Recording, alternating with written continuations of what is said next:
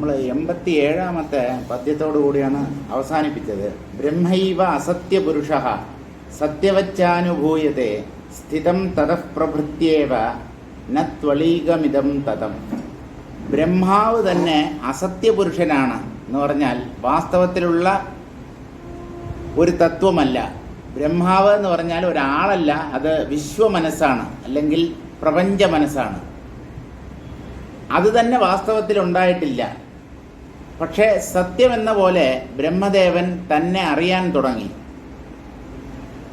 സ്ഥിതം തതഃ പ്രഭൃത്യേവ, ഈ ബ്രഹ്മദേവൻ ഉണ്ടായ അന്നു മുതൽ തന്നെ ഉള്ളവൻ എന്ന പോലെ കരുതി. അങ്ങനെ അദ്ദേഹം ഉള്ളവനായി തന്നെ തുടരുന്നു. അദ്ദേഹം സൃഷ്ടിച്ചതാണ് ഈ പ്രപഞ്ചം എന്നാണ് പറയുന്നത്. ഈ പ്രപഞ്ചം അസത്യമല്ല എന്ന് പറഞ്ഞാൽ മിഥ്യയല്ല, സർവവും ഉള്ളത് തന്നെ എന്നാണ് ശ്രീനാരായണ ഗുരുദേവൻ പറയുന്നത്.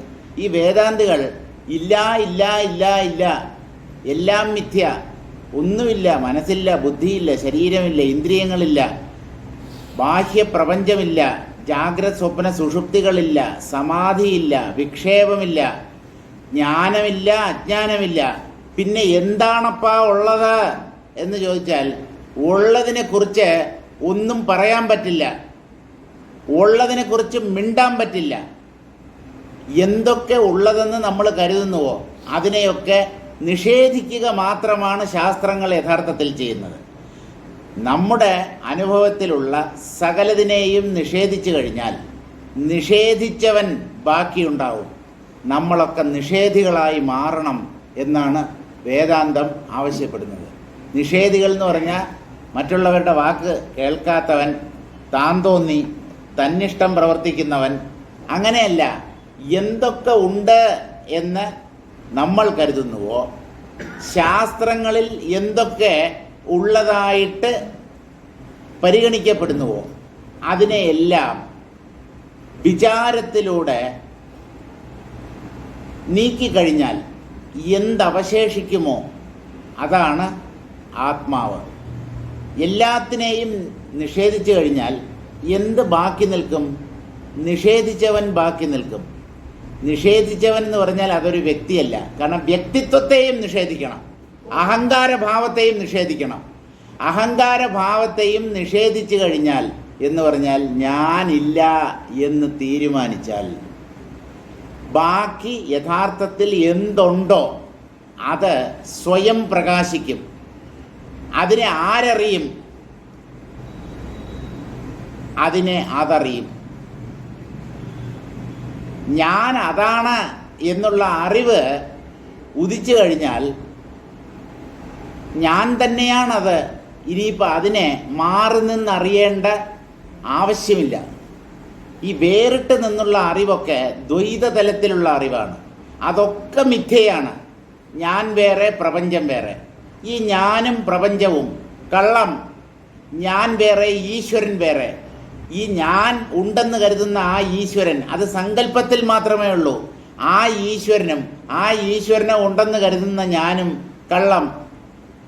ജീവൻ ഈശ്വരൻ, ജീവഭാവം തന്നെയാണ് ഞാനെന്ന് പറയുന്നത്. ജീവൻ, ഈശ്വരൻ, ജഗത്ത്, ഇത് മൂന്നും ജീവന്റെ സങ്കല്പങ്ങളാണ്. ജഗത്ത് ജഡമാണ്. അതിന് ജീവനുണ്ടെന്നോ അല്ലെങ്കിൽ ജീവന്മാരുണ്ടെന്നോ ഈശ്വരനുണ്ടെന്നോ അറിയില്ല. അത് സ്വയം ഉണ്ട് എന്ന് പോലും അറിയാൻ കഴിയാത്ത ഒന്നാണ്. ഏത്? ജഡം. ഇനി ഈശ്വരൻ ജഗത്തിനെയും ജീവന്മാരെയും ഉണ്ടെന്നറിയുന്നുവോ എന്ന് ചോദിച്ചാൽ യഥാർത്ഥ ഈശ്വരതത്വം അദ്വൈത സത്യമാണ്. ആ ഈശ്വരതത്വത്തിൽ വാസ്തവത്തിൽ ജീവന്മാരും ജഗത്തും ഇല്ല. അപ്പോൾ ഈശ്വരൻ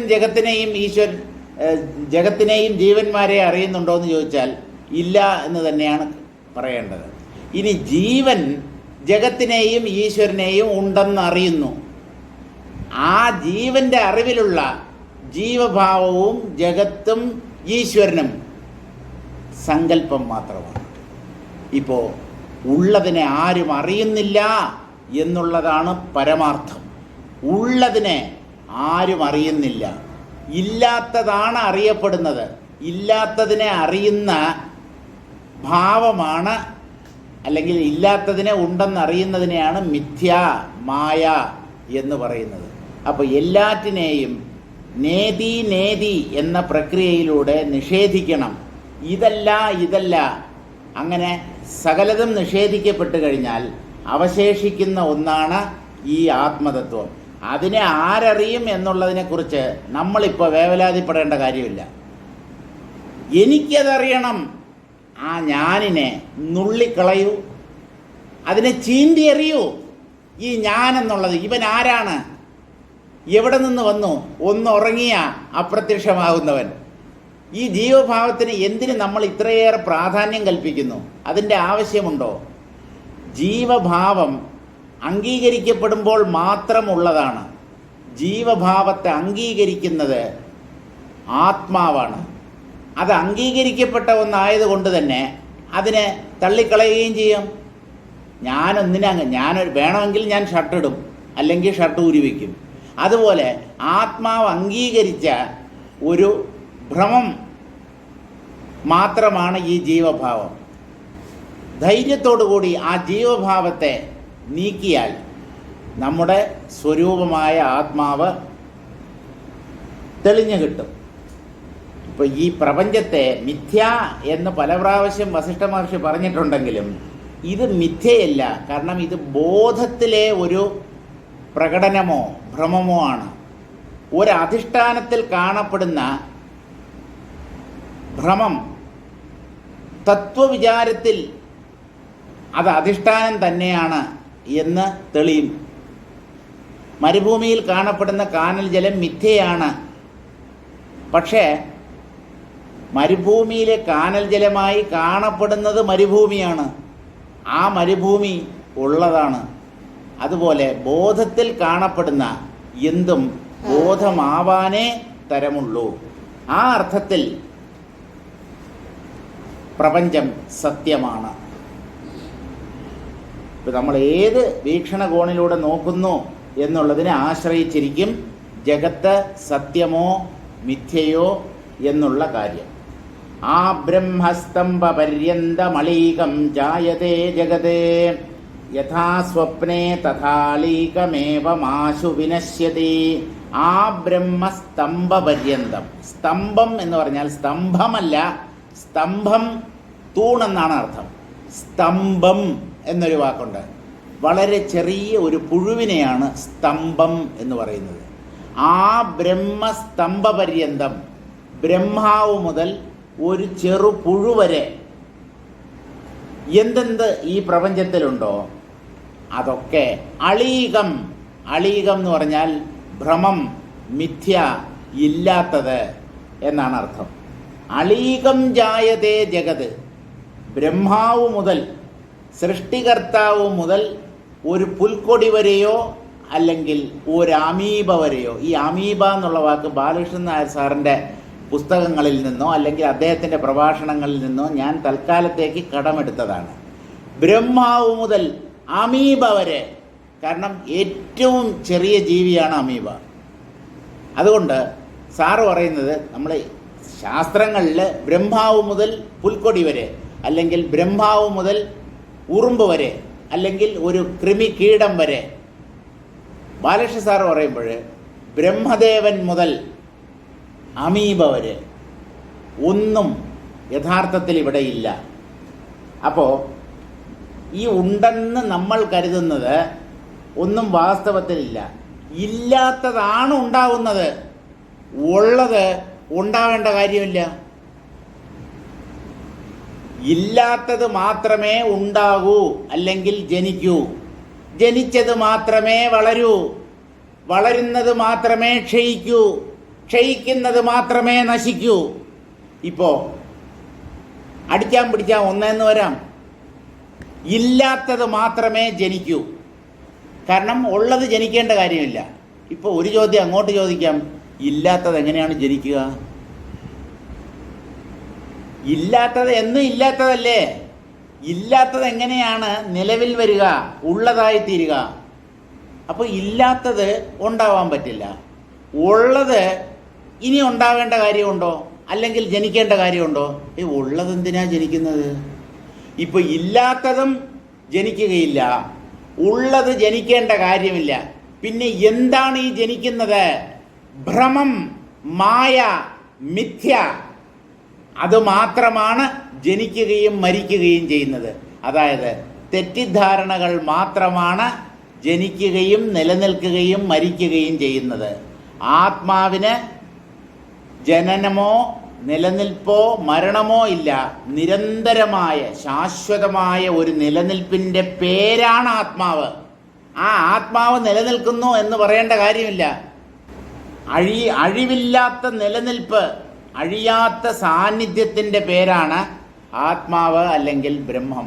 ആ ബ്രഹ്മത്തെ ഉണ്ട് എന്ന് പറയേണ്ട കാര്യമില്ല. ഉണ്മയുടെ പേരാണ് ബ്രഹ്മം. അപ്പോൾ ഇല്ലാത്ത ജഗത്താണ് ജനിക്കുന്നത് പോലെ തോന്നുന്നത്. ജനിക്കുന്നത് പോലെ തോന്നിക്കഴിഞ്ഞാൽ വളരുന്നത് പോലെ തോന്നും. വളരുന്നത് പോലെ തോന്നിക്കഴിഞ്ഞാൽ ക്ഷയിക്കുന്നത് പോലെ തോന്നും. ക്ഷയിക്കുന്നത് പോലെ തോന്നി അവസാനം ഒരു ദിവസം അപ്രത്യക്ഷമാകും. ഇത് ഇന്ദ്രജാലമോ മായയോ അല്ലാതെ വേറെ എന്താണിത്? നമ്മൾ കണ്ടുകൊണ്ടിരിക്കുമ്പോൾ തന്നെ ഇല്ലാതാവുന്നു. നീർക്കുമിളകൾ പോലെ. നീർക്കുമിളകൾ നമ്മൾ കണ്ടുകൊണ്ടിരിക്കുമ്പോൾ തന്നെ പൊട്ടിപ്പോകുന്നു. ഇതുപോലെയല്ലേ മനുഷ്യരിവിടെ മരിക്കുന്നത്? ഇന്നലെ കണ്ടതാണെന്നേ. ഇന്നലെ വൈകുന്നേരം ഞങ്ങൾ സംസാരിച്ചിട്ട് പിരിഞ്ഞതാണ്. ഇന്ന് രാവിലെ അദ്ദേഹം മരിച്ചുപോയി. അദ്ദേഹം ഉണ്ടായിരുന്നിട്ട് വേണ്ടേ മരിക്കാൻ? ആ രൂപം വെറും കള്ളം. അതിൻ്റെ ഉള്ളിലിരുന്ന ആത്മാവിനെ നിങ്ങൾ കണ്ടുമില്ല. നിങ്ങളും ആത്മാവ് തന്നെ. ആ കാര്യം നിങ്ങൾ തിരിച്ചറിയുന്നില്ല. ഇപ്പൊ ഇല്ലാത്തതിനെ ഉള്ളത് എന്ന് കരുതി ജീവിക്കുന്നവൻ, അവൻ്റെ കാര്യം അതിദയനീയമാണ്. അങ്ങനെയുള്ളവരോട് ഋഷിമാർക്ക് കരുണ മാത്രമേ ഉള്ളൂ. കഷ്ടം. ഈ പാവങ്ങൾ ഈ അജ്ഞതയിൽ കുടുങ്ങി ഇങ്ങനെ സത്യമെന്തെന്നറിയാതെ ജീവിതത്തെ പാഴാക്കി കളയുന്നല്ലോ എന്ന ഒരു കാരുണ്യം മാത്രമാണ് ജ്ഞാനികൾക്ക് ജീവന്മാരോടുള്ളത്. ആ ബ്രഹ്മസ്തംഭപര്യന്തം അളീകം ജായതേ ജഗത്. ഇല്ലാത്ത ജഗത്താണ് ബ്രഹ്മാവ് മുതൽ ഒരു ചെറു കൃമി വരെയായി തീർന്നിരിക്കുന്നത്. അത് ഇല്ലാത്തത് തന്നെയാണ്. യഥാ സ്വപ്നെ തഥാളീകം ഏവം ആശു വിനശ്യതി. സ്വപ്നത്തിൽ ഇല്ലാത്തവയാണല്ലോ പ്രത്യക്ഷപ്പെടുന്നത്. സ്വപ്ന പദാർത്ഥങ്ങളൊന്നും വാസ്തവമല്ല. ഉണർന്നെഴുന്നേൽക്കുന്നയാൾ അത് വ്യക്തമായി മനസ്സിലാക്കുന്നു. ഉണർന്നെഴുന്നേൽക്കാത്തവർ ഈ ഭ്രമത്തിൽ തന്നെ തുടരുന്നു. ഇതാണ് സംഭവം. അതുകൊണ്ടാണ് ആരുണരുവതുള്ളൊരു നിർവികാര രൂപം എന്ന് ഗുരുദേവൻ ചോദിച്ചത്. നിർവികാരമായ ആ ആത്മതത്വത്തെ ആരാണ് വാസ്തവത്തിൽ ഉണരുന്നത് എന്ന് പറഞ്ഞാൽ മനസ്സിലാക്കുന്നത്, വേണ്ടവണ്ണം ധരിക്കുന്നത്, വ്യക്തമായി അറിയുന്നത്? അതുകൊണ്ട് സത്യമറിയണം. ഇവിടെ വച്ചറിയണം. ഈ മനുഷ്യ ശരീരം പതിക്കുന്നതിന് മുമ്പ് അറിയണം. അറിയാതെ ഇവിടുന്ന് പോകുന്നവൻ അയാൾ ജീവിതത്തെ വ്യർത്ഥമാക്കിയവനാണ്, പാഴാക്കി കളഞ്ഞവനാണ്. അതുകൊണ്ട് നമ്മൾ കൃപണന്മാരായി ഈ ലോകം വിട്ടു പോകരുത്. കൃപണന്മാർ എന്ന് പറഞ്ഞാൽ അനുകമ്പാർഹർ, മഹാത്മാക്കൾ. ഇങ്ങനെയുള്ള വ്യക്തികളെ നോക്കി അവർക്ക് കാരുണ്യമാണ് തോന്നുന്നത്. ആ കാരുണ്യം അസ്ഥാനത്തുള്ള കാരുണ്യമാണ്. ഈ കാരുണ്യം കാണിക്കുന്നതിൽ പോലും നമ്മൾ വളരെ ശ്രദ്ധയോടുകൂടിയിരിക്കണം. കാരുണ്യം എന്ന് പറയുന്നത് വളരെ ഉദാത്തമായ ഉന്നതമായ ഒരു ഗുണമൂല്യമാണ്, അതിൽ സംശയമൊന്നുമില്ല. പക്ഷേ അമിതമായ കാരുണ്യം അല്ലെങ്കിൽ അസ്ഥാനത്ത് പ്രകടിപ്പിക്കപ്പെടുന്ന കാരുണ്യം, അത് കാരുണ്യം കാണിക്കുന്നവനെ ദുഃഖിപ്പിക്കും. റോഡിലൊരു പട്ടി ഒരു കാലൊടിഞ്ഞിരിക്കുകയാണ്, പാവം.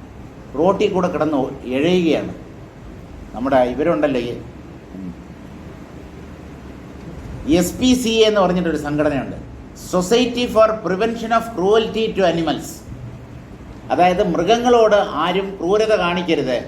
റോഡിൽ കിടക്കുന്ന പട്ടി, പൂച്ച ഇതുപോലെയുള്ള അവയൊക്കെ സംരക്ഷിക്കാനുള്ള ഒരു സംഘടനയുണ്ട്. അപ്പോൾ അങ്ങനെ ഒരു സംഘടനയിൽ നമ്മൾ അംഗമായാൽ ജീവകാരുണ്യം, അതാണ് നമ്മുടെ പ്രധാന തൊഴിൽ. ജീവികളെ രക്ഷിക്കുക, അത് നല്ലതല്ലേ? നല്ലതാണ്.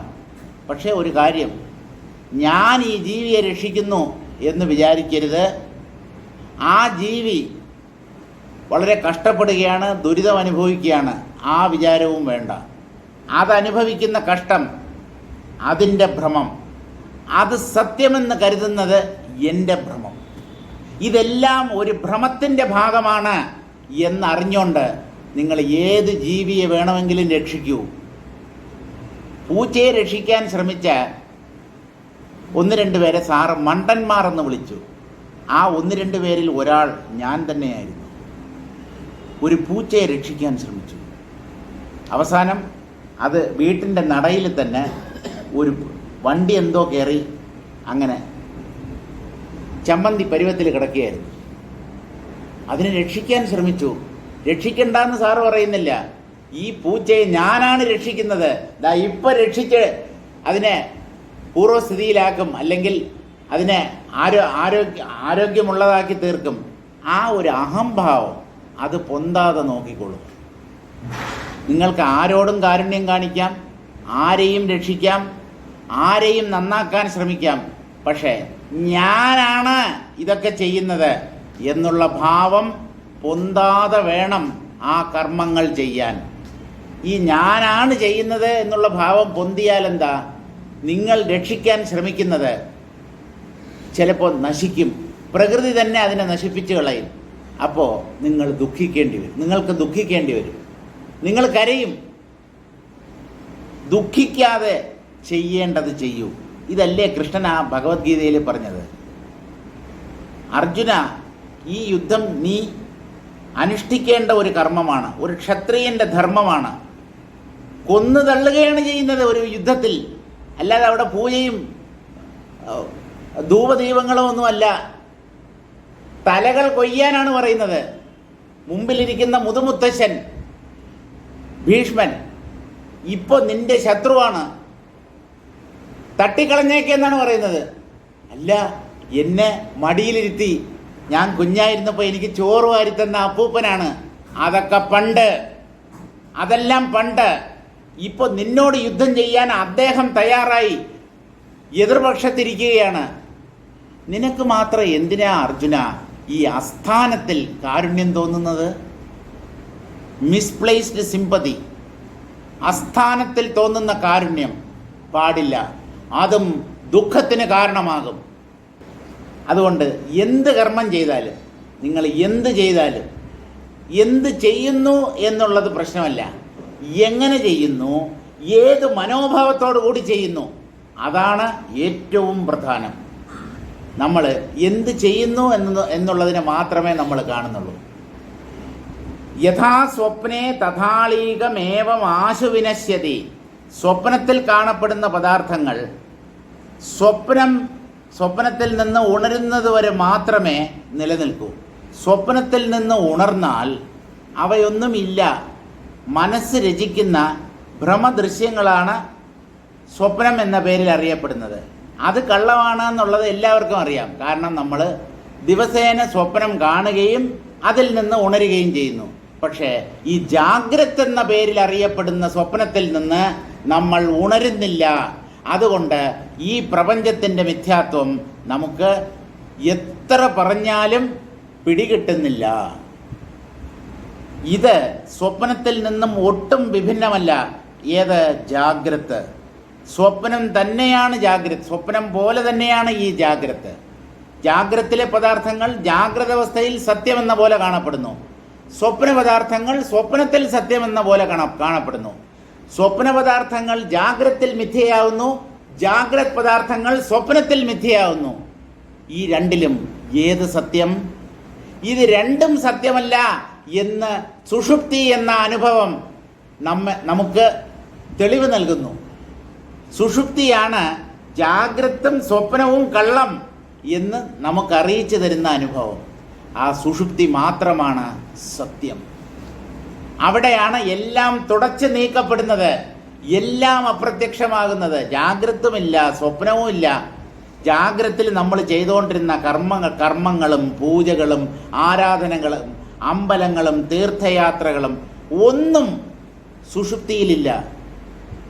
ഗാഠനിദ്രയിൽ എല്ലാം മറഞ്ഞു പോകുന്ന ഒരനുഭവമാണ്. എല്ലാം മറഞ്ഞു പോയത് കൊണ്ട് തന്നെ ഒരു സുഖം അനുഭവപ്പെടുന്നു. ആ സുഖവും സുഷുപ്തിയിലുണ്ട്. എല്ലാം അപ്രത്യക്ഷമായാൽ ദുഃഖമല്ലേ ബാക്കിയുണ്ടാവുക എന്ന് തർക്കിക്കുന്നവരോട് പറയാം, നിങ്ങൾ ഉറങ്ങാറില്ലേ സുഹൃത്തെ? നിങ്ങളുടെ ഉറക്കത്തിൽ നിങ്ങൾ ജാഗ്രതയിൽ എന്തൊക്കെ ഉണ്ട് എന്ന് കരുതിയോ അതെല്ലാം മാഞ്ഞു പോകുന്നില്ലേ? ആ വേളയിൽ നിങ്ങൾക്ക് സുഖമാണോ ദുഃഖമാണോ? ഏതാണ് അനുഭവം? എല്ലാം മറന്ന് ഉറങ്ങാൻ ആഗ്രഹിക്കുന്ന കൂട്ടരല്ലേ? മറക്കുന്നത് കൊണ്ടാണ് സുഖം കിട്ടുന്നത്. എല്ലാം മറക്കണം. പ്രപഞ്ചം ഏതാണ്ട് മറന്നതുപോലെ ആകണം. അപ്പോഴാണ് സമാധി നില സിദ്ധിക്കുന്നത്. പ്രപഞ്ചോ വിസ്മൃതപ്രായഃ. വിസ്മൃതപ്രായം എന്ന് പറഞ്ഞാൽ അത് ഏതാണ്ട് മറക്കപ്പെട്ടതുപോലെയായി തീർന്നിരിക്കുന്നു. ഏതോ ഒരു നിഴല് പോലെ ആ പ്രപഞ്ചത്തിന് നമ്മൾ കൽപ്പിച്ചിരുന്ന വാസ്തവികത ഇപ്പോഴില്ല. അതാണ് മനസ്സ് അന്തർമുഖമാകുന്നു എന്നുള്ളതിൻ്റെ സൂചന. പുറമേയുള്ള വസ്തുക്കൾക്കും സംഭവങ്ങൾക്കും സത്യത്വം കൽപ്പിക്കാതിരിക്കുക. ഇതൊക്കെ ഒരു നാടകമോ സിനിമയോ അല്ലെങ്കിൽ ഒരു ഇന്ദ്രജാലത്തിലെ കാഴ്ചകൾ പോലെയോ ഒക്കെ കാണുക. ഇതിന് മുഖ്യത്വം കൽപ്പിക്കാതിരിക്കുക. അപ്പോഴാണ് മനസ്സ് അന്തർമുഖമായി തീരുന്നത് എന്നാണ് വേദാന്ത ശാസ്ത്രം പറയുന്നത്. യഥാ സ്വപ്നെ തഥാളീകമേവമാശു വിനശ്യതി. സ്വപ്ന പദാർത്ഥങ്ങൾ ഏതാനും മണിക്കൂറുകൾ നിലനിന്നിട്ട് മറഞ്ഞു പോകുന്നു. അതുകൊണ്ട് അത് കള്ളമാണെന്ന് നമുക്ക് തിരിച്ചറിയാൻ വലിയ പ്രയാസമൊന്നുമില്ല. പക്ഷേ ജാഗ്രതയിലെ ലോകം, ജാഗ്രതയിലെ ദൃശ്യങ്ങൾ കൊല്ലങ്ങളോളം, ശതാബ്ദങ്ങളോളം, സഹസ്രാബ്ദങ്ങളോളം നിലനിൽക്കുന്നു. അതുകൊണ്ട് ഇത് കള്ളമാണെന്ന് പാവം മനുഷ്യൻ അറിയുന്നില്ല.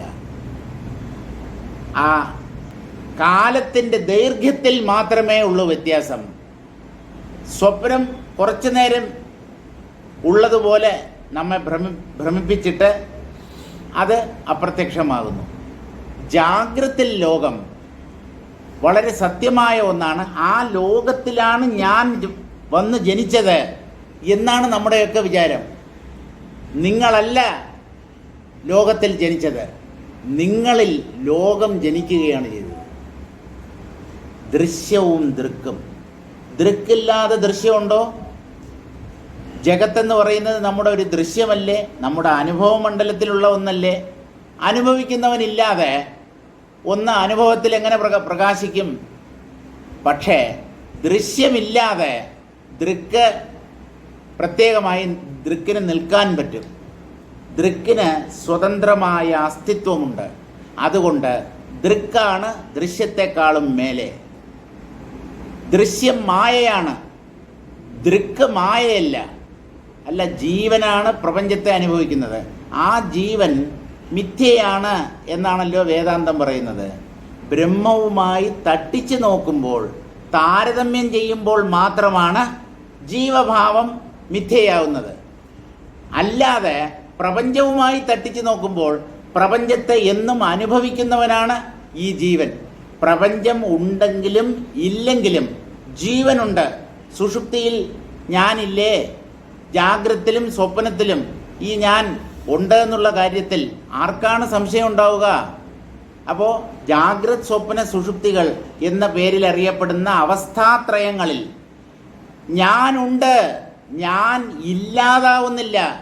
ഞാൻ ഇല്ലാതാവുന്ന ഏതെങ്കിലും ഒരവസ്ഥ, ഒരു സന്ദർഭം ആരെങ്കിലും ജീവിതത്തിൽ അനുഭവിക്കുന്നുണ്ടോ? സുഷുപ്തിയിൽ ഞാൻ എന്നുള്ള അനുഭവം മറഞ്ഞു പോവുക മാത്രമാണ് ചെയ്യുന്നത്. ഞാൻ ഇല്ലാതാവുന്നില്ല. ഞാൻ ഇല്ലാതാവുന്നു എങ്കിൽ നമ്മളൊക്കെ ഉറക്കത്തെ ഭയപ്പെടണമായിരുന്നു. കാരണം ഉറങ്ങിയാൽ ഞാൻ ഇല്ലാതാവും. മരണത്തെ നമ്മൾ ഭയപ്പെടുന്നു, ഉറക്കത്തെ ഭയപ്പെടുന്നില്ല. എന്തുകൊണ്ട്?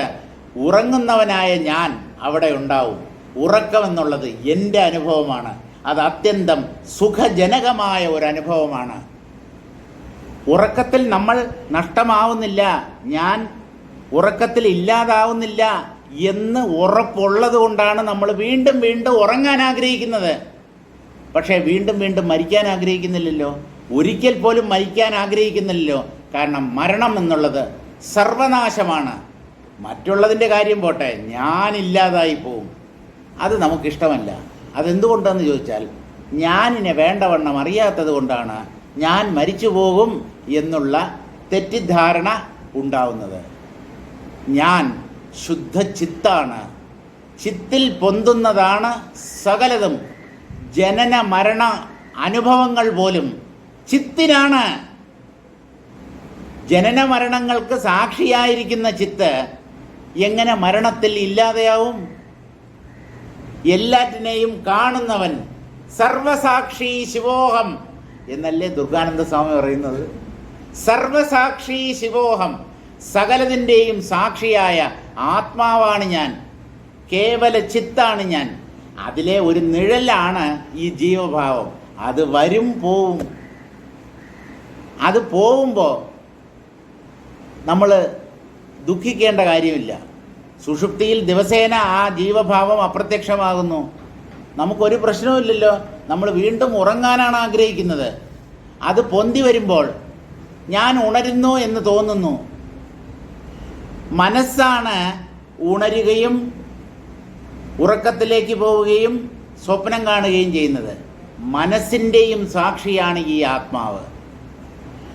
ആ ആത്മാവിൻ്റെ സാക്ഷിത്വം ഒരിക്കലും അതിന് നഷ്ടമാവുന്നില്ല. സാക്ഷി മരിക്കുന്നില്ല. സാക്ഷിയുടെ മരണത്തെ ആര് സാക്ഷ്യപ്പെടുത്തും? സാക്ഷി മരിക്കുന്നു എന്ന് തന്നെ നിങ്ങൾ കൂട്ടിക്കോളൂ. ഈ സാക്ഷിയായ ആത്മാവ് ഇല്ലാതാവുന്നു, അല്ലെങ്കിൽ അതിൻ്റെ അസ്തിത്വം നഷ്ടപ്പെടുന്നു എന്ന് വിചാരിക്കുക. ആ അവസ്ഥയെ ഓർത്ത് നിങ്ങൾ ദുഃഖിക്കേണ്ട കാര്യമില്ല. കാരണം സാക്ഷിയുടെ ഇല്ലായ്മയെ ആര് സാക്ഷ്യപ്പെടുത്തും? ഉണ്ടെന്നറിയാനും ഇല്ലെന്നറിയാനും ഒന്ന് വേണം. ആ ഒന്നാണ് ആത്മാവ്. ഉണ്ടെന്നറിയാനും ഇല്ലെന്നറിയാനും ഒന്ന് വേണം. ആ ഒന്നിൻ്റെ സാന്നിധ്യത്തിലാണ് ഉണ്മയും ഇല്ലായ്മയും അനുഭവപ്പെടുന്നത്. ഉണ്മയെയും ഇല്ലായ്മയെയും അനുഭവിക്കുന്ന ഒന്ന് എങ്ങനെ ഇല്ലാതാവും? ഉണ്മയെ അനുഭവിക്കുമ്പോൾ അത് ജനിച്ചതുപോലെ തോന്നുന്നു, ഇല്ലായ്മയെ അനുഭവിക്കുമ്പോൾ അത് മരിച്ചതുപോലെ തോന്നുന്നു.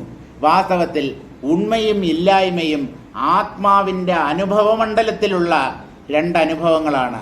ആ അനുഭവങ്ങൾക്ക് സാക്ഷിയായിരിക്കുന്ന ആത്മാവ് ഉണ്ടാവുകയോ ഇല്ലാതാവുകയോ ചെയ്യുന്നില്ല. അപ്പോൾ നമ്മുടെ ദുഃഖവും ഭയവും ദേഷ്യവും അസ്ഥാനത്താണ്. എന്തിനു ദേഷ്യപ്പെടണം? ആരും ദേഷ്യപ്പെട്ടിട്ട് എന്ത് കാര്യം?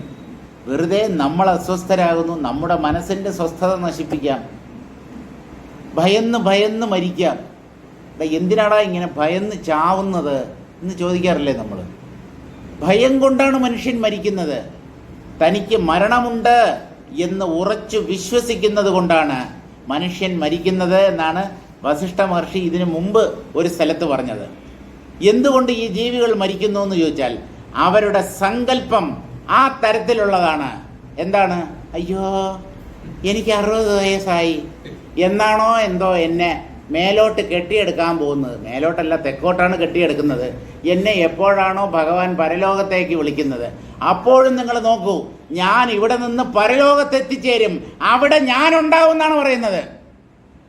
എനിക്ക് ഏത് ലോകമാണോ എന്തോ ഭഗവാൻ വിധിച്ചിരിക്കുന്നത്, സ്വർഗമോ നരകമോ അറിയില്ല. അപ്പം നിങ്ങൾ ഇവിടെ ചത്തുപോവുകയല്ല ചെയ്യുന്നത്, നിങ്ങളുടെ കഥ കഴിയുന്നില്ല ഇവിടെ. നിങ്ങൾ ഇവിടെ ഒരു കഥ അവസാനിപ്പിച്ചിട്ട് ഒരു നാടകം അഭിനയിച്ച് തീർത്തിട്ട് മറ്റൊരു ലോകത്തേക്ക് യാത്രയാവുകയാണ്. അല്ലെങ്കിൽ പിന്നെ ഈ സ്വർഗം നരകം എന്നെ മേലോട്ട്, ഭഗവാനെ എന്നെ മേലോട്ട് വിളിക്കുമെന്ന്. എന്താ തനിക്ക് താഴെ ഇരുന്നാൽ എന്താ വല്ല കുഴപ്പവും വല്ല ഉണ്ടോ? അപ്പം താഴെ ഇരിക്കുന്നവനെല്ലാം മുകളിലേക്ക് പോകും എന്നറിയാം. അപ്പോൾ താഴെ ഇരിക്കുന്നവൻ മുകളിലോട്ട് പോയാൽ അയാൾ എങ്ങനെയാണ് ഇല്ലാതാവുക? ഗ്രൗണ്ട് ഫ്ലോറിൽ ഇരിക്കുന്നവൻ ഫസ്റ്റ് ഫ്ലോറിൽ കയറുന്നു, വേറൊരാൾ സെക്കൻഡ് ഫ്ലോറിൽ കയറുന്നു, വേറൊരുത്തൻ 10ാം നിലയിലെത്തുന്നു. ഒരാളുണ്ടല്ലോ അവിടെ. ഇത് ആരെ ഓർത്താണ് നിങ്ങൾ? ആര് ചത്തുപോകുമെന്നാണ് ഈ മനുഷ്യർ ഭയപ്പെടുന്നത്? തൻ്റെ ഉള്ളിലുള്ള ഈ ഞാനല്ലേ, ആ ഞാൻ ദിവസേന ചാവുന്നുണ്ടല്ലോ. പകലിൽ ഉറങ്ങിയാലും രാത്രി ഉറങ്ങിയാലും കുറേ നേരത്തേക്ക് ഈ ഞാനിൻ്റെ അനുഭവമില്ല. അല്ല, അത് ഉറക്കമല്ലേ എന്നാ മനസ്സിലാക്കിക്കോളൂ. മരണവും ഒരു ദീർഘനിദ്രയാണ്. മൃത്യുരത്യന്ത വിസ്മൃതി എന്നാണ് ഭാഗവതം പ്രഖ്യാപിക്കുന്നത്. അതായത് ഒരു ജന്മം, ആ ജന്മത്തിലുള്ള അനുഭവം, ഇതെല്ലാം നമ്മുടെ സ്മൃതിപഥത്തിൽ നിന്ന് അപ്രത്യക്ഷമാകുന്ന ഒരു ചെറിയ ഇടവേള മാത്രമാണ് ഈ മരണം. അടുത്ത നാടകം തുടങ്ങും, അടുത്ത ജന്മം എന്ന് പറയുന്നത്. അല്ല, അതെന്തിനാ അടുത്ത ജന്മം തുടങ്ങുന്നത്? കാരണം നിങ്ങൾക്ക് അനുഭവിച്ചൊന്നും തൃപ്തിയായിട്ടില്ല, ചെയ്ത് മതി വന്നില്ലെന്നേ. ഇനിയും ചെയ്യണം, ഇനിയും അനുഭവിക്കണം. തിന്നതും കുടിച്ചതും കണ്ടതും തൊട്ടതും കേട്ടതും ഒന്നും തൃപ്തി വന്നില്ല. തൃപ്തി വന്നില്ലെങ്കിൽ തിരിച്ചു വരൂ, മടങ്ങി വരൂ. അപ്പോൾ മരണത്തെ ഭയപ്പെടേണ്ട കാര്യമില്ല. അതിന് നല്ല പോലെ വിശകലനം ചെയ്യൂ, നല്ല പോലെ ചിന്തിച്ചു നോക്കൂ. ഈ മരണം ശരീരത്തിന് മാത്രമാണ്, മനസ്സ് പോലും മരിക്കുന്നില്ല. ഈ മനസ്സ് കൊണ്ടാണ് നമ്മൾ അടുത്ത ജന്മത്തിലേക്ക് പോകുന്നത്. ഇപ്പം എന്താ നഷ്ടമാവുന്നത്? ഈ കീറിപ്പറിഞ്ഞ പഴയ കുപ്പായം, ശരീരമാകുന്ന കുപ്പായം, മുടിയൊക്കെ നരച്ചു, താടിയും മീശയും നരച്ചു, തോലൊക്കെ ചുക്കിച്ചുളിഞ്ഞു, ഒരു 100 കൂട്ടം വ്യാധികൾ, വായ്ക്ക് രുചിയില്ല, ചെവി കേൾക്കുന്നില്ല, കണ്ണ് കാണുന്നില്ല, ഗന്ധമറിയാൻ പറ്റുന്നില്ല.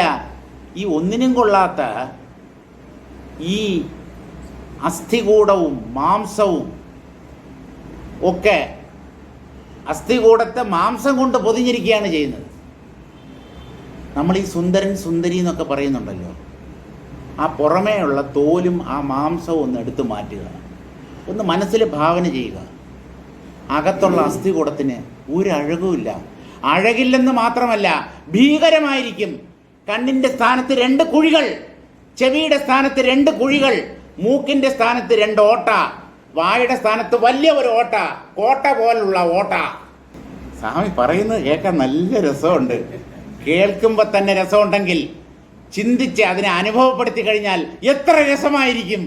അങ്ങനെ രസിക്കാൻ നോക്കൂ, കേട്ട് രസിക്കൂ, പിന്നെ ആലോചിച്ച് രസിക്കൂ, എന്നിട്ട് അറിഞ്ഞ് രസിക്കൂ, അനുഭവിച്ച് രസിക്കൂ. അന്തിമമായ ആത്മാനുഭവം അതാണ് ഏറ്റവും കൂടുതൽ ഒരു ജീവനെ രസിപ്പിക്കുന്നത്. അതുകൊണ്ട് ഇവിടെ ഭയപ്പെടാനോ ആശങ്കപ്പെടാനോ ഒന്നുമില്ല, ഒന്നുമില്ല രമേശ്. എത്ര പ്രാവശ്യം പറഞ്ഞിരിക്കുന്നു സാറ്. പക്ഷേ ഈ മരമണ്ടൻ അത് മനസ്സിലാവണ്ടേ? എന്നെയാണ് പറഞ്ഞത്, നിങ്ങളെയല്ല, എന്നെ. ഒന്നുമില്ല ഒന്നുമില്ല എന്ന് എത്ര പ്രാവശ്യം, എപ്പോഴൊക്കെ സാറിനെ ഞാൻ നമസ്കരിച്ചിട്ടുണ്ടോ അപ്പോഴെല്ലാം പറഞ്ഞിട്ടുണ്ട്. ഒന്നുമില്ല രമേശ്.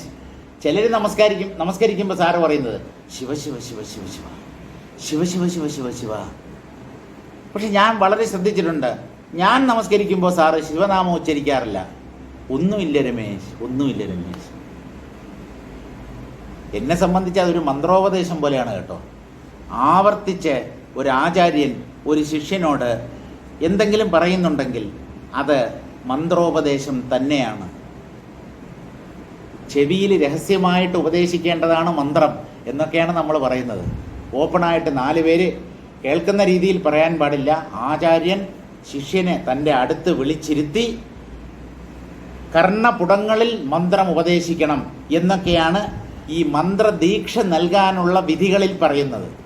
പക്ഷേ ഓപ്പണായിട്ട് പബ്ലിക്കായിട്ട് മൈക്കിൽ കൂടെ പല സ്ഥലങ്ങളിലും പലരോടും ഈ പ്രപഞ്ചം മിഥ്യ എന്നുള്ള മന്ത്രോപദേശം ജ്ഞാനികൾ നൽകുന്നത് മണ്ടന്മാരായ അജ്ഞാനികൾ മനസ്സിലാക്കുന്നില്ല. അവരതൊരു മന്ത്രോപദേശമാണ് എന്ന് തിരിച്ചറിയുന്നില്ല. അവിടെയാണ് അവർക്ക് വീഴ്ച പറ്റുന്നത്. ബ്രഹ്മസത്യം ജഗന്മിഥ്യ, ഇതിനേക്കാളും വലിയ ഒരു മന്ത്രമില്ല. മന്ത്രം എന്ന് പറഞ്ഞാൽ അതിൻ്റെ അർത്ഥത്തെ ഭാവന ചെയ്യണം. ഏതൊന്നിൻ്റെ അർത്ഥത്തെ ഭാവന ചെയ്യുക വഴി നമുക്ക് രക്ഷ നേടാൻ കഴിയുമോ അതാണ് മന്ത്രം. മനനത്തിലൂടെ നമ്മെ ത്രാണനം ചെയ്യുന്നത്, രക്ഷിക്കുന്നത് എന്നാണ് മന്ത്രം എന്നുള്ള വാക്കിൻ്റെ അർത്ഥം. ബ്രഹ്മസത്യം ജഗന്മിഥ്യ എന്നുള്ളത് അന്തിമമായ സത്യമാണ്. അതിനേക്കാളും വലിയ ഒരു മന്ത്രമില്ല. അഹം ബ്രഹ്മാസ്മി, തത്വമസി, ഇവയെല്ലാം മന്ത്രങ്ങളാണ്.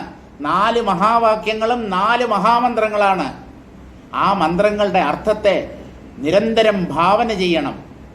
എന്നാൽ മാത്രമേ നമുക്ക് ആത്മാനുഭവം സിദ്ധിക്കുകയുള്ളൂ. അപ്പോൾ സ്വപ്നത്തിൽ കാണപ്പെടുന്ന വസ്തുക്കൾ പോലെ തന്നെയാണ് ജാഗ്രത്തിൽ കാണപ്പെടുന്ന വസ്തുക്കളും. ഒരു വ്യത്യാസവുമില്ല. ഒന്ന് അല്പകാലികം, മറ്റേത് ദീർഘകാലികം. ആ ഒരു വ്യത്യാസം മാത്രമേ ഉള്ളൂ. സമയത്തിൻ്റെ വ്യത്യാസം.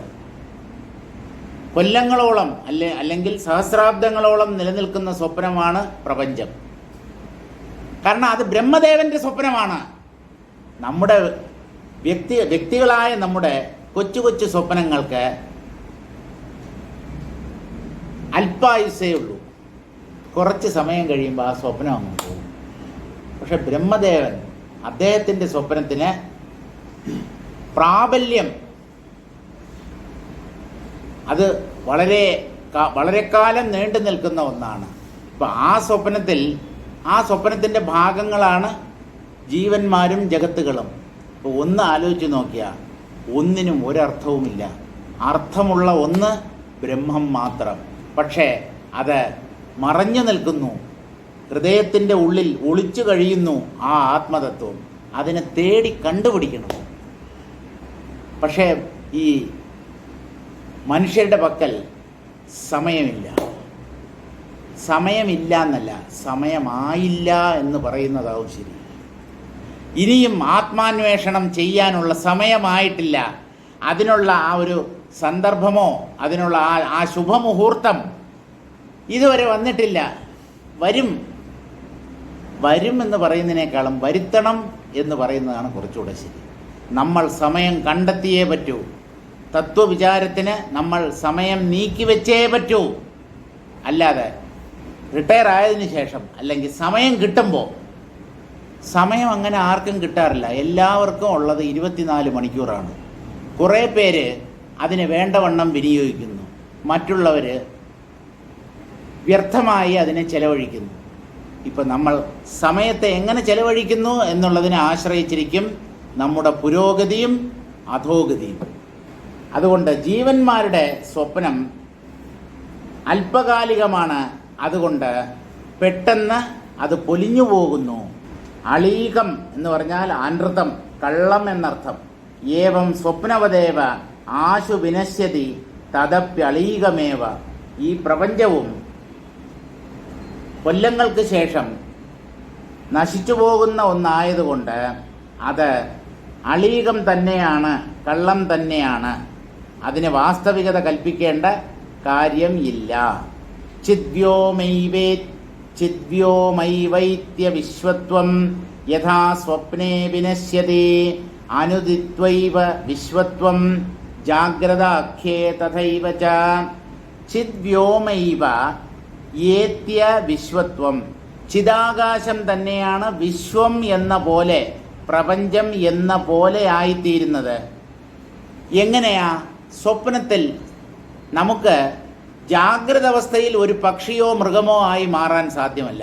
പക്ഷേ സ്വപ്നത്തിൽ എന്തുമായി തീരാൻ പറ്റും? സ്വപ്നത്തിൽ നമുക്ക് ഒരു ദേവനായി മാറിക്കൂടെ? ഒരു പക്ഷിയോ സസ്യമോ ഒക്കെ ആയിക്കൂടെ? സ്വപ്നത്തിലാണ് കൂടുതൽ സാധ്യത. ജാഗ്രത്തിന് വളരെയേറെ പരിമിതികളുണ്ട്. ജാഗ്രത്തിൽ നമുക്ക് പറക്കാൻ പറ്റില്ല. സ്വപ്നത്തിൽ സുഖമായിട്ട് പറക്കാം, താഴെ വീഴാതെ പറക്കാം. ജാഗ്രത്തിൽ പറന്ന താഴെ വീണുപോകും, പൊത്തോന്ന് താഴെ വീഴും. ഇപ്പോൾ സ്വപ്നത്തിലാണ് സാധ്യതകൾ കൂടുതൽ. നമ്മുടെ സഫലമാകാത്ത ആഗ്രഹങ്ങളെല്ലാം സഫലീകരിക്കപ്പെടുന്നത് സ്വപ്നത്തിലാണ്. സുഷ്മിതാ സെന്നിനെ വിവാഹം കഴിക്കണം എന്നായിരുന്നു ഒരാളുടെ ആഗ്രഹം. പാവം, ഒരു ദാക്ഷാണിയോ അല്ലെങ്കിൽ ഒരു കാർത്യായനിയോ മാത്രമേ കല്യാണം കഴിക്കാൻ പറ്റുള്ളൂ. ഇപ്പം എന്ത് ചെയ്യാൻ പറ്റും? സുഷ്മിതാ സെന്നിന് വിചാരിച്ചുകൊണ്ട് കിടക്കുക. സ്വപ്നത്തിൽ സുഷ്മിതാ സെന്നിനെ കെട്ടുന്നത് പോലെ സ്വപ്നം കാണാൻ പറ്റും. അത് കണ്ട് കുറച്ചു നേരത്തേക്ക് സന്തോഷിക്കുക. ഉണരുമ്പോൾ സ്വപ്നമായിരുന്നു. മുമ്പിൽ നിൽക്കുകയാണ്. ആര്? ജാഗ്രത അവസ്ഥയിലുള്ള, ജാഗ്രതയിൽ താലി കെട്ടിക്കൊണ്ടുവന്ന ഭാര്യ. നിങ്ങൾ കണ്ണേ കരളെന്നൊക്കെ എന്തൊക്കെയോ സ്വപ്നത്തിൽ വിളിച്ചു പറയുന്നത് കേട്ടല്ലോ എന്ന്. ആരാണവൾ? ഇപ്പം പറയണം, ഇപ്പം അറിയണം. അല്ല, അത് നീ തന്നെയായിരുന്നു. എന്നെ നിങ്ങളുടെ ജീവിതത്തിൽ ഒരിക്കൽ പോലും പൊന്നെ, കരളെ, തേനെ, പാലെ, ചക്കര എന്ന് പറഞ്ഞ് വിളിച്ചിട്ടുണ്ടോ? ഇല്ല. അതുകൊണ്ട് നിങ്ങൾ സ്വപ്നത്തിൽ കണ്ടത് വേറൊരു സ്ത്രീയെയാണ്. അത് മതി കുടുംബകലഹത്തിന്. അപ്പൊ സ്വപ്നത്തിലാണ് പൂർത്തീകരിക്കപ്പെടാത്ത ആഗ്രഹങ്ങൾ പലതും സഫലമാകുന്നത്. ചിദ്വ്യോമൈ വൈത്യ വിശ്വത്വം യഥാ സ്വപ്നേ വിനശ്യതി. ചിദാകാശം തന്നെ വിശ്വമായി സ്വപ്നം കാണുന്നു. സ്വപ്നം എന്ന പോലെ ആണ് പരമാത്മാവ്, പ്രപഞ്ചവും പ്രപഞ്ച പദാർത്ഥങ്ങളും ജീവന്മാരും ഒക്കെ ആയിത്തീരുന്നത്. ആ സ്വപ്നം എന്നുള്ളത് എന്നെങ്കിലും നശിക്കേണ്ട ഒന്നാണ്. സ്വപ്നത്തിന് ഒരു സ്ഥായീ ഭാവമില്ല. സ്വപ്നം എന്ന് പറയുന്നത് താത്കാലികമാണ്. സ്വപ്നത്തിൽ നിന്ന് ഉണർന്നേ പറ്റൂ. അതുകൊണ്ട് ഈ പ്രപഞ്ചം എന്നും നശ്വരമായിരിക്കും. അനശ്വരമായ ഒരു പ്രപഞ്ചത്തെ എന്തുകൊണ്ട് ദൈവം സൃഷ്ടിച്ചില്ല? ന്യായമായ ഒരു ചോദ്യമാണ്. എന്തുകൊണ്ടാണ് ഈശ്വര സൃഷ്ടമായ പ്രപഞ്ചം നശ്വരമായി തീർന്നത്? നശിക്കാത്ത ഒരു പ്രപഞ്ചത്തെ അദ്ദേഹത്തിന് സൃഷ്ടിച്ചൂടെ? ഇടോ, ഇത് അദ്ദേഹത്തിൻ്റെ ഒരു സ്വപ്നമാണ്. സ്വപ്നത്തിൽ കാണുന്നവയൊക്കെ എപ്പോഴെങ്കിലും പൊലിഞ്ഞു പോകും. സ്വപ്നത്തിൽ നിന്ന് സ്വപ്നദ്രഷ്ടാവ് ഉണർന്നാൽ സ്വപ്ന പദാർത്ഥങ്ങൾക്ക് നിലനിൽപ്പ് തന്നെയില്ല. അതുകൊണ്ട് പ്രപഞ്ചം എന്നും നശ്വരമായി തന്നെ തുടരും. എന്നാൽ സ്വപ്നം കാണുന്നവൻ അയാൾ അനശ്വരനായിരിക്കും. അതുകൊണ്ടാണ് അയാൾക്ക് ഓരോ ദിവസവും ഓരോ സ്വപ്നം കാണാൻ പറ്റുന്നത്. ഒരു സൃഷ്ടി അവസാനിച്ചു കഴിഞ്ഞാൽ ഉടൻ അടുത്ത സൃഷ്ടി ആരംഭിക്കുകയായി. അനുദിത്വൈവ വിശ്വത്വം. യഥാർത്ഥത്തിൽ പ്രപഞ്ചമാകാതെ തന്നെ ജാഗ്രതയിലെ സ്വപ്നം എന്ന പോലെ ഈ പ്രപഞ്ചം ജീവന്മാർക്ക് അനുഭവപ്പെടുന്നു. അനുദിത്വ ഉദയം ജന്മ അപ്രാപ്യൈവ. പ്രപഞ്ചം എന്നൊന്ന് യഥാർത്ഥത്തിൽ ജനിച്ചിട്ടില്ല, ഉണ്ടായിട്ടില്ല. ഉണ്ടാകാത്ത പ്രപഞ്ചമാണോ ഇങ്ങനെ കൊല്ലങ്ങളോളം നിലനിൽക്കുന്നതായി ജീവന്മാർ അനുഭവിക്കുന്നതെന്ന് ചോദിച്ചാൽ അതെ, അത് ജീവന്റെ അനുഭവത്തിലുള്ളതാണ്. ജീവന്റെ അജ്ഞത കാരണം ആത്മാവിനെ തന്നെ പ്രപഞ്ചം എന്ന പോലെ ജീവൻ തെറ്റിദ്ധരിക്കുകയാണ് ചെയ്യുന്നത്. തെറ്റിദ്ധാരണയുടെ ഫലമാണ് ഈ പ്രപഞ്ചം.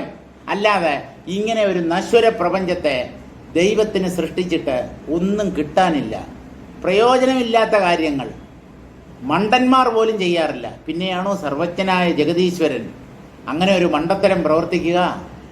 അതുകൊണ്ട് ഈ പ്രപഞ്ചം ജീവന്മാരുടെ തെറ്റിദ്ധാരണ കൊണ്ട് ഉണ്ടെന്ന് തോന്നുന്നതാണ്. തെറ്റിദ്ധാരണ നീങ്ങിയാൽ പ്രപഞ്ചത്തിൻ്റെ മിഥ്യാത്വം പിടികിട്ടും. ആ പ്രപഞ്ചത്തിൻ്റെ സ്ഥാനത്തിൽ ആത്മാവ് അധിഷ്ഠാനമായി വർത്തിച്ചിരുന്നു എന്നുള്ള സത്യം മനസ്സിലാവുകയും ചെയ്യും. അല്ലാതെ ഈ ആത്മതത്വത്തെയോ അല്ലെങ്കിൽ പ്രപഞ്ചാധിഷ്ഠാനമായ ബ്രഹ്മത്തെയോ സാക്ഷാത്കരിക്കാൻ സാധ്യമല്ല. അനുഭൂതമളീകം ചാപ്യളീകം സത്യവത് സ്ഥിതം സംവിദേവ യഥാ സ്വപ്നേ നഗരാതിഥയോദിത. അളീകം മിഥ്യയാണ് നിങ്ങളുടെ അനുഭവത്തിലുള്ളത്. നിങ്ങൾ അറിയുന്നതൊക്കെ കള്ളമാണ്. ഈ സത്യം തിരിച്ചറിഞ്ഞാൽ മാത്രമേ സത്യത്തെ അറിയാനുള്ള ഒരു വെമ്പൽ, ഒരു കൊതി, ഒരു തൃഷ്ണ നമ്മുടെ ഉള്ളിൽ ഉദിക്കുകയുള്ളൂ. ഈ പ്രപഞ്ചത്തിന് സത്യത്വം കൽപ്പിച്ചുകൊണ്ടിരിക്കുന്നവരാരും ആത്മമാർഗത്തിലേക്ക് തിരിയുകയില്ല. കാരണം അവരെ സംബന്ധിച്ച് ഇതാണ് ഏറ്റവും വലുത്. ഇവിടെയുള്ള വസ്തുക്കൾ, വ്യക്തികൾ, ഇവിടെയുള്ള ഇന്ദ്രിയ സുഖങ്ങൾ, ഇതൊക്കെ അനുഭവിക്കണം. ഇതിനേക്കാളും മഹത്തായ ഒരു സുഖമുണ്ട്. ആ സുഖം ആത്മാവിൻ്റെ സ്വരൂപമാണ് എന്ന് പറഞ്ഞാൽ ജനങ്ങൾ വിശ്വസിക്കുന്നില്ല. ആളുകൾക്ക് ഇതിൽ വിശ്വാസം വരുന്നില്ല. ഇപ്പം എന്ത് ചെയ്യാൻ പറ്റും? ഒരാൾക്ക് എങ്ങനെയാണ് നമ്മൾ വിശ്വാസം ഉണ്ടാക്കുക? പല കാര്യങ്ങൾ പല വീക്ഷണകോണുകളിലൂടെ നമുക്ക് പറഞ്ഞ് മനസ്സിലാക്കാം. എന്നാലും എനിക്ക് ഇതൊന്നും വിശ്വസിക്കാൻ പറ്റുന്നില്ല. എന്നെ സംബന്ധിച്ച് ശരീരവും പ്രപഞ്ചവും ഇന്ദ്രിയ സുഖങ്ങളും ഒക്കെയാണ് സത്യം എന്ന് തീരുമാനിക്കുന്നവരോട് നമുക്ക് എന്ത് പറയാൻ പറ്റും? കുറേ കാലം നീ ഇങ്ങനെ പല പ്രാവശ്യം ജനിച്ചു മരിക്കുമ്പോൾ എപ്പോഴെങ്കിലും ഏതെങ്കിലും ജന്മത്തിൽ ചെയ്ത പുണ്യത്തിൻ്റെ ഫലമായി നീ ആത്മാവിനെ അന്വേഷിക്കാൻ തുടങ്ങും. ആത്മാവിനെ അന്വേഷിക്കണം, ആത്മാവിനെ തിരയണം, അതിനെ സാക്ഷാത്കരിക്കണം എന്ന ഒരാഗ്രഹം പുണ്യത്തിൻ്റെ ഫലമായി നിൻ്റെ ഉള്ളിൽ അങ്കുരിക്കും. ആ സമയത്ത് ഈശ്വരൻ ഒരു ഗുരുവിൻ്റെ രൂപത്തിൽ നിൻ്റെ അടുത്തെത്തും. മനുഷ്യരൂപത്തിൽ തന്നെ എത്തണമെന്നില്ല, പുസ്തകങ്ങളുടെ രൂപത്തിലായിരിക്കും ചിലപ്പോൾ ഈശ്വരൻ എത്തുന്നത്. ചില പുസ്തകങ്ങൾ വായിച്ചു കഴിഞ്ഞാൽ ജീവിതം തന്നെ മാറി മറിഞ്ഞു പോകും. ചില ഉപദേശങ്ങൾ, ബാലകൃഷ്ണൻ നായർ സാറിന് ഒരു മനുഷ്യ ഗുരു ഇല്ലായിരുന്നു. അദ്ദേഹം തൻ്റെ പുത്രനെ തന്നെയാണ് ഗുരുവായി കണ്ടിരുന്നത് എന്നുള്ളത് ശരി. പക്ഷേ ആ പുത്രൻ ഒരു വഴികാട്ടി മാത്രമായിരുന്നു. എല്ലാ ഗുരുനാഥന്മാരും വഴികാട്ടികൾ മാത്രമാണ്. ആ ഗുരുനാഥൻ ഈശ്വരൻ തന്നെയാണ്. വേഷം മാറി വരുന്ന ഈശ്വരനെ നമ്മൾ അറിയുന്നില്ല. നമ്മൾ ഗുരുക്കന്മാരെ ഓരോരോ വ്യക്തികളായിട്ട് മനുഷ്യരായിട്ടാണ് കാണുന്നത്. അത് ജഗതീശ്വരൻ തന്നെ വേഷം മാറി നമ്മുടെ മുമ്പിൽ എത്തുന്നതാണ് എന്ന് ആരും തിരിച്ചറിയുന്നില്ല. സത്യമാർഗത്തിലേക്ക് നമ്മെ നയിക്കുന്നത് സത്യം തന്നെയാണ്. സത്യമെന്ന് പറഞ്ഞാൽ ഈശ്വരൻ. ഈശ്വരന് മാത്രമേ സത്യമാർഗത്തിലൂടെ നമ്മെ നയിക്കാൻ പറ്റൂ. അതുകൊണ്ട് എല്ലായിടത്തും ആൾമാറാട്ടമാണ്. ദൈവം പല വേഷങ്ങളിൽ ഈ പ്രപഞ്ചത്തിൽ സഞ്ചരിക്കുന്നു. അതിനെയൊക്കെ ദൈവമാണ് എന്ന് അപൂർവം ചിലർ മാത്രം മനസ്സിലാക്കുന്നു. ആ ഭാഗ്യവാന്മാരെയാണ് നമ്മൾ ജ്ഞാനികൾ എന്ന് പറയുന്നത്. അവരാണ് പറയുന്നത് എൻ്റെ മുമ്പിലിരിക്കുന്ന ആൾ ബ്രഹ്മം. ഞാൻ മരിക്കുന്നില്ല, ശരീരമാണ് മരിക്കുന്നത്. ഇതൊക്കെ ഒരു ഈശ്വരനല്ലാതെ, പരമാത്മാവിനല്ലാതെ വേറെ ആർക്ക് പറയാൻ പറ്റും? തനിക്ക് ശരീരമില്ല എന്ന് ഒരു മനുഷ്യന് പറയാൻ പറ്റില്ല. ജീവഭാവത്തിൽ നിൽക്കുന്ന ഒരു വ്യക്തിക്ക് അങ്ങനെ സംസാരിക്കാൻ പറ്റില്ല. ജഗതീശ്വരനായിട്ട് നിന്നുകൊണ്ടാണ് ആ സമയത്ത് ജ്ഞാനികൾ സംസാരിക്കുന്നത് എന്ന് നമ്മൾ തിരിച്ചറിയണം. ഈശ്വരന് മാത്രമേ മരണമില്ല എന്ന് സംസാരിക്കാൻ കഴിയൂ. ശരീരത്തോടുകൂടി, മനസ്സ്, ഇന്ദ്രിയങ്ങൾ തുടങ്ങിയവയോടുകൂടി താതാത്മ്യപ്പെട്ടിരിക്കുന്ന ഒരു ജീവന് ഒരിക്കലും തനിക്ക് മരണമില്ല എന്ന് വാഗൊണ്ട് പറയാൻ പോലും പറ്റില്ല, ചിന്തിക്കാൻ പോലും സാധ്യമല്ല.